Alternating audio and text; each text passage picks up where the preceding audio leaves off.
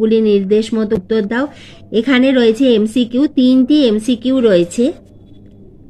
তোমাদের যদি কোনো অঙ্ক অসুবিধা হয় অতি অবশ্যই আমাকে ডাক নম্বর দিয়ে লিখে জানাবে কমেন্ট বক্সে, আমি অঙ্কগুলো তোমাদের করিয়ে দেব।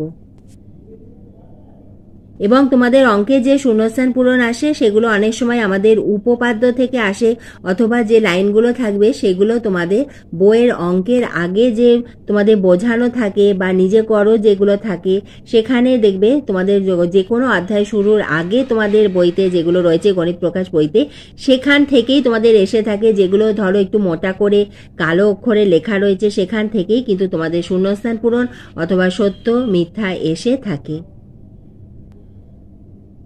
শূন্যস্থান পূরণের পরে দেখে নাও সত্য অথবা মিথ্যা লেখো।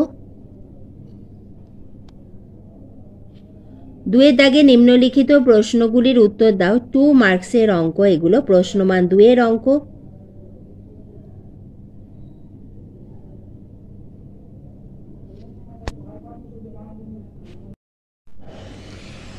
এরপরে তোমরা দেখে নাও 3 দাগের পরে 4 দাগে অঙ্ক।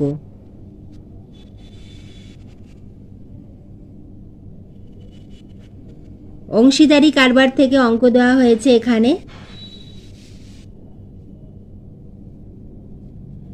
5 দাগে রয়েছে উপপাদ্য। প্রমাণ করো যে যদি দুটি বৃত্ত পরস্পরকে স্পর্শ করে তাহলে স্পর্শ বিন্দুটি কেন্দ্র দুটির সংযোজক সরল রেখাংশের উপর অবস্থিত হবে। এবং 6 দাগে একেটি জ্যামিতির প্রয়োগ। তোমাদের জ্যামিতির প্রয়োগ তোমাদের উপপাদ্য থেকেই এসে থাকে। 7 দাগে রয়েছে সম্পাদ্য পরিবৃত্ত অঙ্কন করো। 8 দাগে রয়েছে তোমাদের পরিমিতি থেকে অঙ্ক। আমি তোমাদের দেখালাম প্রথম একটি স্কুলে তোমাদের দ্বিতীয় ইউনিট টেস্টের অঙ্কের প্রশ্নপত্র। আমাদের বিভিন্ন স্কুলের সিলেবাস কিন্তু একটু আলাদা হতে পারে। এর মধ্যে তোমাদের হয়তো 2-1টি অধ্যায় অ্যাড হতে পারে অথবা বাদ হতে পারে। তোমরা তোমাদের সিলেবাস অনুযায়ী অঙ্কগুলো প্র্যাকটিস করো। এছাড়া অঙ্ক তোমরা যত বেশি প্র্যাকটিস করবে ততই তোমাদের কিন্তু খুব ভালো রেডি হবে। এবার এসো আমরা দেখে নিই দ্বিতীয় আরেকটি স্কুলের তোমাদের ক্লাস 10-এর অঙ্কের প্রশ্নপত্র। তোমাদের প্রতিটি বিষয়ের কিন্তু লিখিত পরীক্ষা হবে 40 নম্বরে। প্রথমে এমসিকিউগুলি দেখে নাও। প্রত্যেকটা অঙ্ক খুবই ইম্পর্টেন্ট।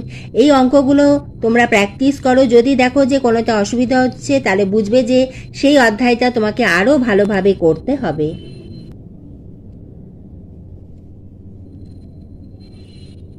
মোট